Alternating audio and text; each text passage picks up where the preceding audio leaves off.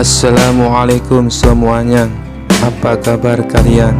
Semoga dalam keadaan sehat dan dilancarkan rezekinya oleh Allah. Amin ya robbal alamin. Dikisahkan suatu hari di istana Raja Harun al-Rasyid, ada seorang pria datang dan mengaku sebagai Habib keturunan Nabi. Orang-orang di istana mempercayainya dan memperlakukannya dengan sangat hormat. Namun, Abu Nawas mencium gelagat aneh dari pria ini. "Baginda, saya rasa kita harus menguji kebenaran pengakuannya," kata Abu Nawas. Raja pun langsung setuju atas usulan Abu Nawas. "Apa rencanamu, Abu Nawas?" Abu Nawas pun berbisik-bisik pada raja. Lalu mereka berdua tertawa terbahak-bahak. Rencana licik pun dimulai.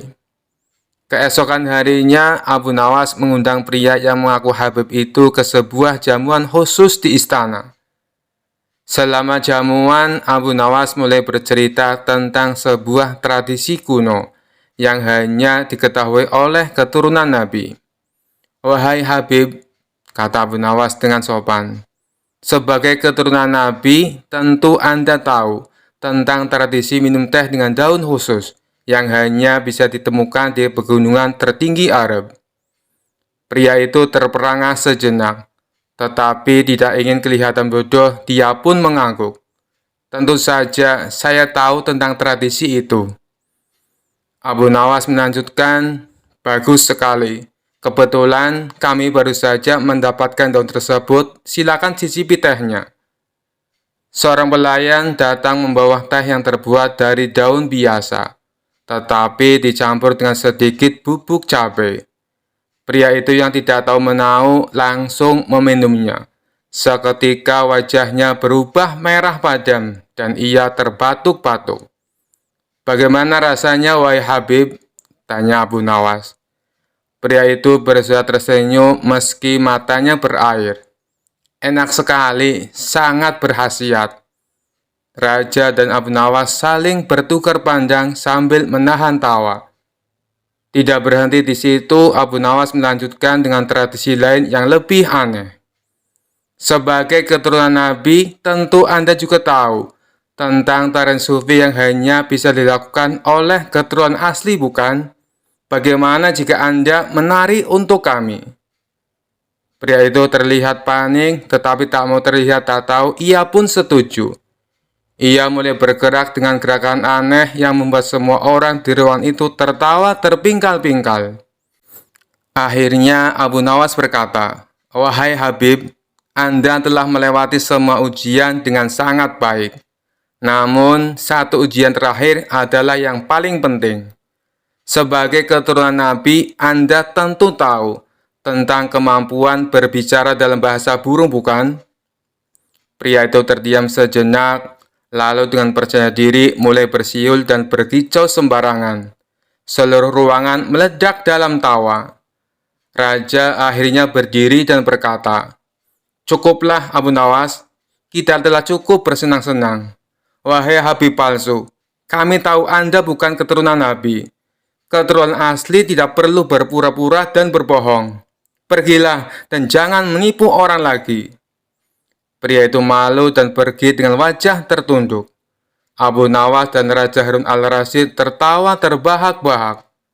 Dengan cara yang lucu dan cerdik, mereka berhasil mengungkap kebohongan dan mengajarkan pelajaran berharga tentang kejujuran. Kisah selanjutnya. Dikisahkan ada seorang anak kecil yang ingin mengalahkan Abu Nawas dalam permainan tebak-tebakan. Anak itu bahkan sampai rela menunggu di sebuah jalan yang biasa dilalui oleh Abu Nawas. Tidak berapa lama, lewatlah Abu Nawas yang baru pulang dari kebun. Ia membawa 2 labu yang dipetik dari kebun miliknya. Anak kecil tersebut lalu segera menghampiri dan menyapanya. "Tuan Abu Nawas, bisakah Anda berhenti sebentar?" pinta si anak. Abu Nawas pun menghentikan langkahnya, menuruti permintaan anak kecil itu. "Ada apa memangnya?" tanya dia. "Begini Tuan Abu Nawas, Anda kan sangat terkenal cerdik, juga pandai. Oleh karena itu, aku ingin menantang Anda main sebuah tebak-tebakan, kata si anak penuh percaya diri. Boleh, apa peraturannya? Tanya Abu Nawas. Apabila Tuan Abu Nawas tidak bisa menjawab tebakanku, maka buah labu yang ada di tangan Anda jadi milikku, ujar si anak kecil. Baik, silakan. Apa tebak-tebakanmu? Ucap Abu Nawas. Coba tebak, burung kecil yang ada dalam genggaman tanganku ini hidup atau mati? Kalau Tuan Abu Nawas menjawab salah, maka buah labunya jadi milik saya, kata si anak kecil. Dengan wajah tersenyum, Abu Nawas mengangguk setuju. Lalu ia pun menjawab, burung kecil dalam genggamanmu sudah mati. Mendengar jawaban tersebut, si anak kecil senang sekali. Anda salah, Tuan Abu Nawas, teriak dia kegirangan.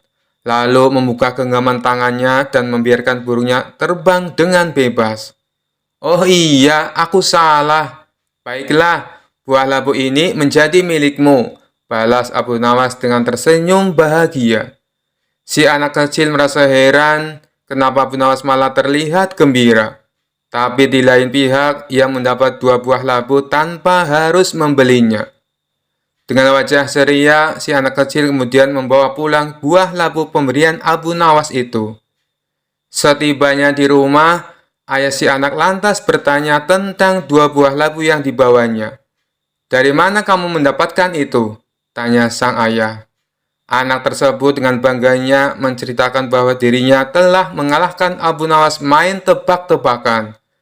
Lalu buah labu yang dibawanya adalah hadiah atas kemenangannya. Memangnya tebakan apa yang kau berikan, sehingga membuat Tuan Abu Nawas tidak bisa menjawabnya? Tanya ayahnya penasaran.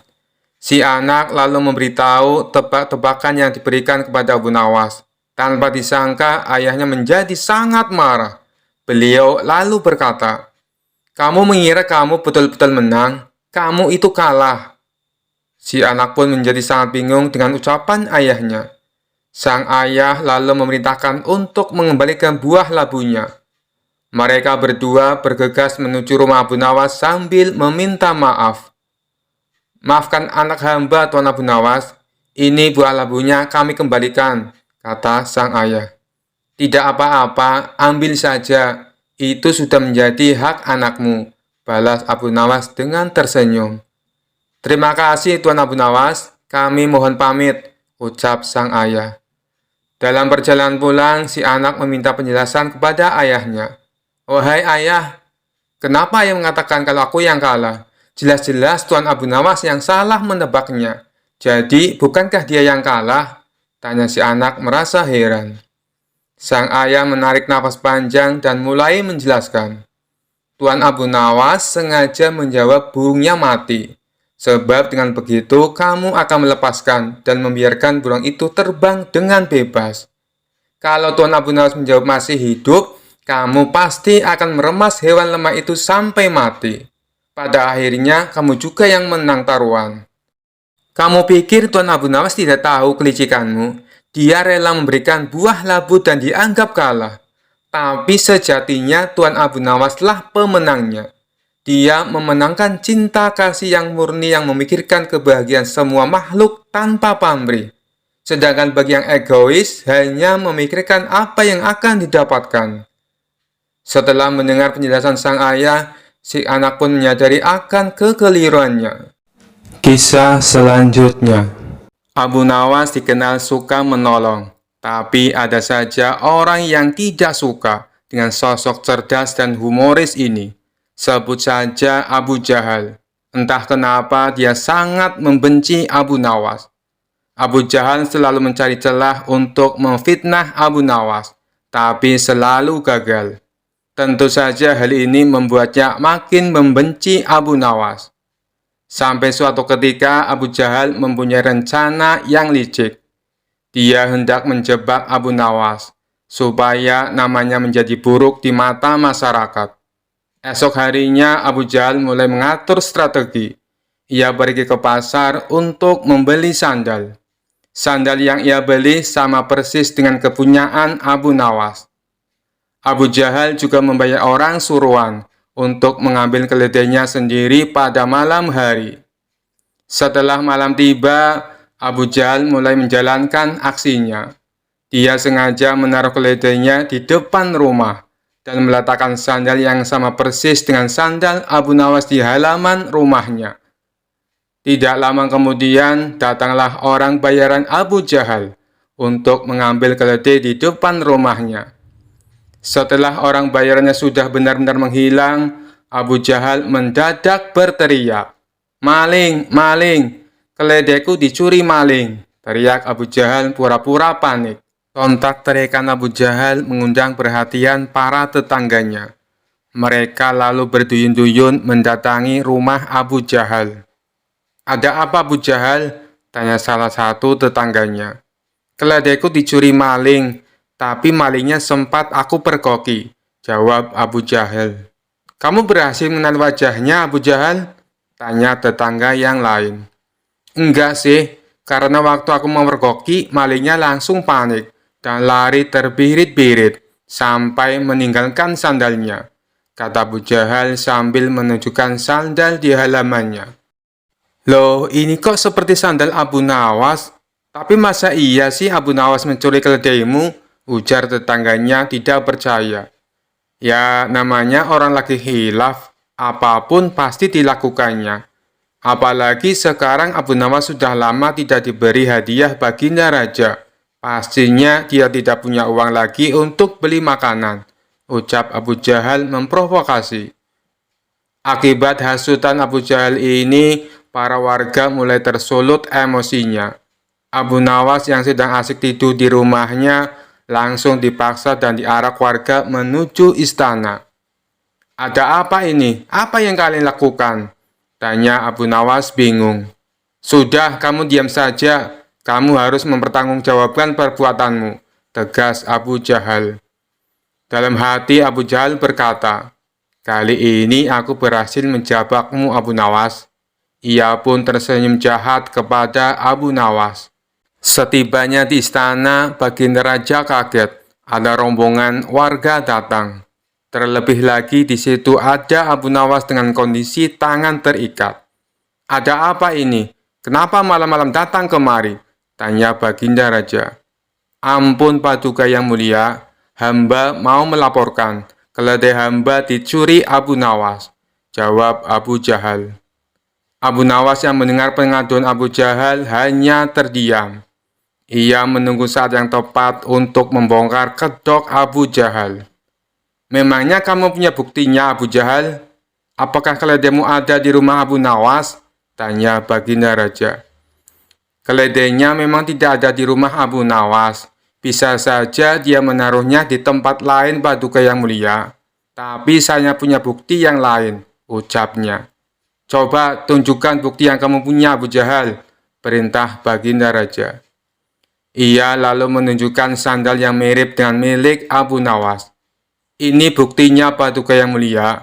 Waktu hamba memergoki, Abu Nawas lari terbirit-birit sampai meninggalkan sandalnya di halaman rumah hamba," tutur Abu Jahal. "Apa benar itu sandal kamu, Abu Nawas?" tanya baginda raja kepada Abu Nawas. "Bukan baginda raja, tapi sandal itu memang mirip dengan sandal hamba," jawab Abu Nawas. "Kamu jangan mencoba mengelak, Abu Nawas. Jelas-jelas itu sandalmu," bentak Abu Jahal. Sudah, berikan sandal itu kepadaku," pinta baginda raja kepada Abu Jahal. Setelah Abu Jahal memberikan sandal tersebut, baginda raja lalu memanggil Abu Nawas. "Abu Nawas, kemarilah. Coba pakai sandal ini," perintah baginda raja. Setelah dicoba, sandal yang dibawa Abu Jahal tidak muat di kaki Abu Nawas. Melihat hal itu, Abu Jahal mulai belingsatan. Mukanya pucat dan keringat dingin mulai keluar dari tubuhnya. "Ini jelas-jelas bukan sandal Abu Nawas. Kamu jangan menuduh orang sembarangan. Atau jangan-jangan kamu ingin memfitnah Abu Nawas," bentak baginda raja geram kepada Abu Jahal. Dengan mulut terbata-bata, Abu Jahal menjawab, "Maaf Paduka yang mulia, Hamba kira itu sandalnya Abu Nawas. Ternyata Abu Jahal salah perhitungan saat membeli sandal yang mirip dengan sandal Abu Nawas. Abu Jahal tidak mencocokkan dengan ukuran kaki Abu Nawas. Di saat Abu Jahal mulai terbongkar rencana busuknya, Abu Nawas langsung melancarkan aksinya. Begini Paduka yang mulia, sebenarnya Abu Jahal sudah berulang kali mencoba berbuat jahat, tapi rencananya selalu bisa hamba gagalkan, ungkap Abu Nawas. Perkataan Abu Nawas ini juga dibenarkan oleh para warga. Benar Baginda, benar apa yang dikatakan Abu Nawas. Kami sungguh sangat menyesal dan kecewa, karena kali ini kami termakan hasutan Abu Jahal. Kami minta maaf Abu Nawas, ucap para warga. Abu Nawas pun memaafkannya, karena pada dasarnya mereka hanya termakan hasutan Abu Jahal. Sementara Abu Jahal langsung dimasukkan ke penjara atas perbuatan yang dilakukan. Kisah selanjutnya. Suatu hari saat Abu Nawas di rumah, tiba-tiba datang beberapa prajurit istana menemuinya. "Tuan Abu, Anda diperintah Baginda Raja untuk menghadap," kata salah satu prajurit. "Bukannya kemarin aku baru saja menghadap Baginda Raja, kenapa disuruh menghadap lagi?" tanya Abu Nawas heran. "Kami tidak tahu, Tuan Abu. Silakan nanti Tuan tanyakan sendiri kepada Baginda Raja," jawab prajurit istana. Singkat cerita, datanglah Abu Nawas ke istana menghadap Baginda Raja. "Ampun Paduka yang mulia, ada perlu apa lagi Paduka memanggil hamba?" tanya Abu Nawas. Baginda Raja lalu mengutarakan masalah yang selama ini mengganggunya. "Begini Abu Nawas, aku punya masalah yang cukup serius dan aku butuh bantuanmu," tutur Baginda Raja. "Memangnya masalah apa yang sedang Paduka hadapi? Kiranya apa yang bisa hamba bantu?" tanya Abu Nawas kembali. "Tadi pagi aku mendapat laporan Abu Nawas, ada saudagar kaya yang kikir. Jangankan untuk bersedekah, membayar zakat saja dia menolak," kata Baginda Raja menjelaskan. "Paduka ini kan seorang raja, panggil saja dia ke istana dan disuruh membayar zakat. Kalau dia menolak, masukkan saja ke penjara. Pasti dia akan ketakutan," ucap Abu Nawas menyarankan. "Sebenarnya bisa saja aku berbuat demikian, tapi apakah ada cara yang lebih baik dan lebih bijaksana, supaya dia bisa sadar tanpa harus ada paksaan? Aku yakin dia sebenarnya orang baik, karena sebelum menjadi saudagar kaya, dia rajin sedekah dan membayar zakat tepat pada waktunya," ujar Baginda Raja. "Baiklah Paduka, sebenarnya ini masalah mudah Paduka, tapi karena Paduka ingin cara yang lebih bijak, maka hamba butuh waktu 3 hari untuk memikirkannya," kata Abu Nawas. Kemudian Abu Nawas mohon diri untuk pulang ke rumah. Setibanya di rumah, dia terus berpikir mencari jalan keluar yang tepat. Padahal Abu Nawas sendiri ingin agar saudagar itu dipenjara saja. Saudagar itu memang terkenal sangat pelit, bahkan para tetangga pun banyak yang membencinya. Tapi karena keinginan Abu Nawas tidak sejalan dengan pemikiran Baginda Raja, mau tidak mau harus menemukan cara lain yang sesuai perintah Baginda Raja. 3 hari berlalu, tibalah saatnya bagi Abu Nawas menghadap ke istana. Sesampainya di sana, Abu Nawas langsung dipersilakan menghadap Baginda Raja. "Bagaimana Abu Nawas? Apakah kamu sudah menemukan caranya?" tanya Baginda Raja. "Sudah Paduka, hamba sudah menemukan caranya," jawab Abu Nawas. "Bagus, berita aku sekarang caranya," pinta Baginda Raja. "Tapi hamba tidak yakin apakah Paduka akan bersedia melakukannya," timpal Abu Nawas. "Apa caranya? Katakan saja," ucap Baginda Raja mulai penasaran. "Caranya adalah hamba dan Baginda Raja harus menjadi pengemis. Lalu kita datangi rumah saudagar kaya itu. Kita berdua pura-pura mengemis kepadanya," papar Abu Nawas memberitahu. "Memangnya harus aku yang melakukan? Apa tidak bisa diwakilkan?" tanya Baginda Raja. "Tidak bisa Paduka, karena ini adalah cara satu-satunya," jawab Abu Nawas. Awalnya Baginda Raja ragu atas ide konyol Abu Nawas itu. Namun karena ingin menyadarkan saudara beliau tersebut, akhirnya Raja bersedia menuruti saran Abu Nawas. Esok harinya, Abu Nawas dan Baginda Raja mendatangi rumah saudagar kaya itu dengan mengenakan baju layaknya seorang pengemis. Setibanya di rumah saudagar kaya itu, mereka tidak langsung mendatangi rumahnya. Kita awasi dulu Paduka, tunggu saudagar itu keluar. Kalau kita ke sana sekarang, nanti yang akan menemui kita adalah penjaganya. Kita pasti akan diusir. Percuma kita ke sana, tapi tidak bisa menjumpai saudagar itu, tutur Abu Nawas. Setelah sekian lama menunggu, akhirnya saudagar kaya itu keluar dan duduk di teras rumahnya. Tanpa menyia-nyiakan waktu, Abu Nawas segera mengajak Baginda Raja menghampiri saudagar kaya tersebut. "Tuan, berilah kami sedekah," pinta Abu Nawas. "Tidak ada, aku tidak punya uang receh," balas saudagar kaya itu dengan nada ketus. "Apakah Tuan punya makanan? Kami lapar sekali, Tuan," tanya Abu Nawas. "Tidak ada, sana pergi kalian," jawab saudagar tersebut mulai emosi. "Baiklah kalau begitu, kami minta air putih saja, Tuan," balas Abu Nawas. "Kalian ini tuli atau gimana sih?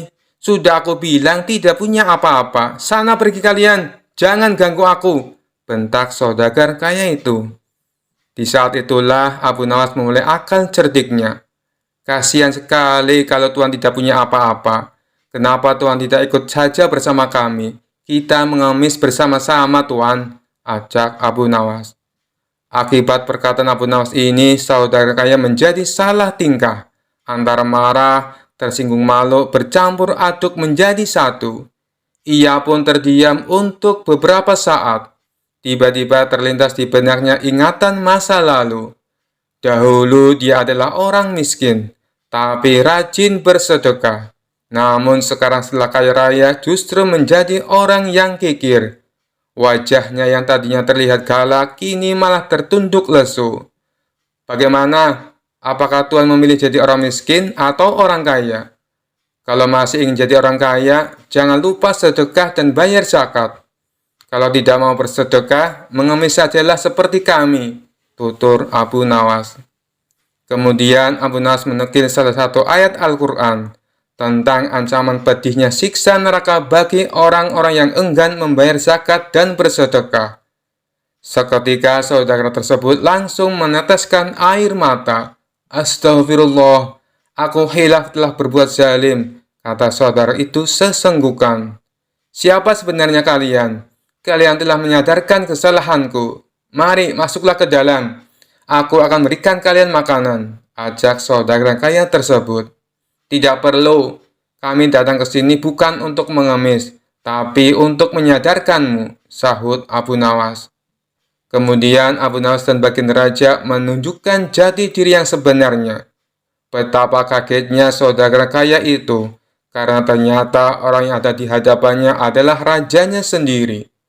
Saudagar kaya itu pun langsung duduk bersimpuh memohon maaf kepada Baginda Raja.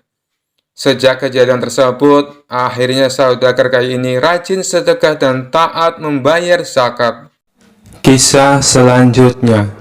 Dikisahkan pada suatu hari Abu Nawas dipanggil ke istana untuk menghadap Baginda Raja. Setibanya di istana, Baginda langsung mempersilakan Abu Nawas duduk di hadapannya. "Ada gerangan apa Paduka memanggil hamba?" tanya Abu Nawas. "Begini Abu Nawas, aku menggunamu kali ini sama sekali bukan untuk mengerjai ataupun mempermainkanmu," tutur Baginda Raja serius. "Aku sangat benar-benar butuh bantuanmu.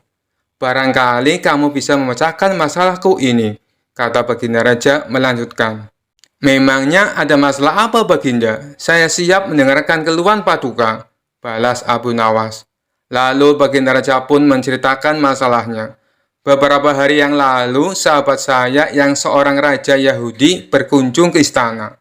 Karena lama tak berjumpa, saya pun menyambutnya dengan senang hati. Akan tetapi tanpa diduga, dia mengucapkan salam kepadaku, 'Assalamualaikum,' yang artinya keselamatan bagi kalian semua.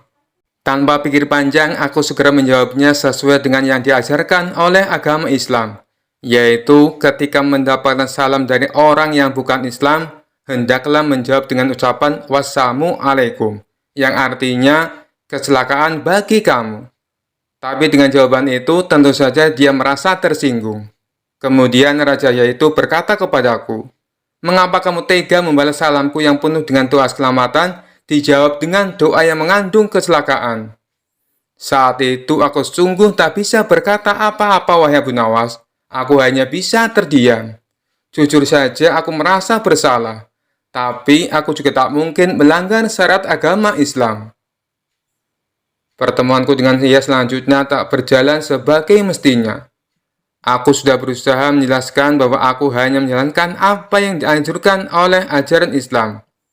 Akan tetapi dia masih tak bisa menerima penjelasanku. Akibatnya dia memandang kurang baik dengan ajaran Islam. Dan ketika dia akan pamit pulang, dia sempat mengatakan kepadaku, "Bila kamu mempunyai alasan yang bisa aku terima atas jawaban salammu itu, kita akan tetap bersahabat. Tetapi kalau kamu tidak menemukan alasannya, maka persahabatan kita pun berakhir. Aku tunggu jawabanmu di pertemuan berikutnya." Dia pun lalu pergi meninggalkan istana. Setelah mendengar panjang lebar penuturan cerita baginda raja, Abu Nawas dengan santainya berkata, "Kalau itu permasalahannya, insya Allah hamba bisa memberi jalan keluar, dan Paduka masih bisa tetap bersahabat baik dengan Raja Yahudi itu." "Benarkah Abu Nawas?" tanya baginda raja kegirangan. Raut wajah baginda yang tadinya sedih mendadak langsung berubah menjadi ceria. "Cepat katakan padaku, wahai Abu Nawas. Jangan biarkan aku menunggu," pinta baginda raja.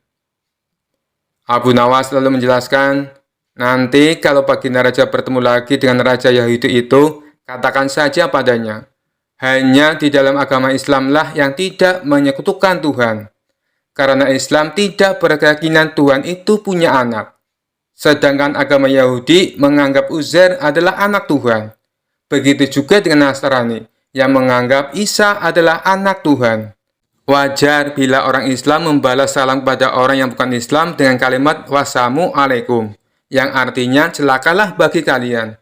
Kalimat itu bukan berarti mendoakan orang untuk celaka, melainkan semata-mata karena ketulusan dan kejujuran Islam yang masih bersedia memperingatkan orang lain atas kecelakaan yang akan menimpanya bila mereka tetap berpegang teguh pada keyakinan yang keliru. Mendengar solusi yang diberikan oleh Abu Nawas, kegundahan baginda raja langsung sirna seketika.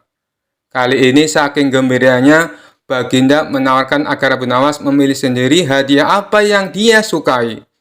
Namun Abu Nawas tak memilih apa-apa, karena baginya tak selayaknya dia menerima upah dari ilmu agama yang dia sampaikan. Kisah selanjutnya. Dikisahkan malam itu Raja Harun al-Rasyid mengalami kesulitan untuk tidur. Ia memejamkan matanya selama beberapa menit, namun hasilnya tetap nihil. Hingga pertengahan malam ia belum juga menguap. Raja Harun al-Rasyid memanggil salah seorang pengawal istana. "Umumkan kepada seluruh rakyat kerajaan, barang siapa bisa membuat raja tertidur akan diberi 10 karung koin emas," kata Raja Harun al-Rasyid. Pengawal istana bergegas memberi isyarat kepada bawahannya agar bergerak cepat. Lantaran sejak habis sholat isya sampai waktu menunjukkan pada malam, hujan gerimis belum juga berhenti. Tak lama berselang, datanglah 2 orang peserta yang kebetulan pada malam itu tidak bisa tidur. Mendengar penjelasan dari pengawal istana, keduanya berminat mengikuti sayembara. Peserta pertama masuk ke dalam bilik kamar pribadi raja, menata posisi duduknya. Ia memulai dengan sebuah cerita. Dahulu kala ada pemuda durhaka bernama Sa'labah. Kelakuan kurang ajarnya mengiris hati orang tuanya sampai menjelang wafat. Ia sakaratul maut hingga berbulan-bulan. Bahkan doa Rasulullah pun tidak dikabulkan, kecuali setelah dimaafkan dan diridhoi oleh kedua orang tuanya. Sampai cerita habis, Raja Harun al-Rasyid malah semakin sulit menguap lantaran menyimak dengan runtut alur cerita yang menyayat hati tersebut. Karena dianggap gagal, peserta pertama dipersilakan pulang ke rumah. Di saat bersamaan, peserta kedua memasuki ruangan. Peserta kedua duduk bersila di kursi yang sudah disediakan pengawal istana. Dengan percaya diri, ia mulai mendongeng. Begitu cantik jelitannya Ratu Balkis, membuat siapapun kepincut, termasuk para jin. Namun sayang di balik kesempurnaan parasnya, Nabi Sulaiman alaihissalam mendengar kabar bahwa terdapat kutil kecil di betis sebelah kirinya. Penasaran dengan betis mulus Ratu Balkis yang digosipkan ada kutilnya, Raja Harun al-Rasyid semakin sulit tidur. Untuk yang kedua kalinya, peserta dipersilakan kembali ke rumah. Pusing 7 keliling dialami para pengawal istana, karena sang raja mereka tak kunjung bisa tidur. Di puncak kekesalan raja itulah Abu Nawas datang. Ia memberi hormat sambil menata posisi tempat duduknya. Setelah dipersilakan, Abu Nawas mulai berkisah. Baginda, dulu ada seekor raja semut yang kurang kerjaan. Ia masuk ke kuping sebelah kanan seorang yang sedang tidur. Keluar lagi, masuk lagi, keluar lagi. Kemudian masuk ke kuping kiri.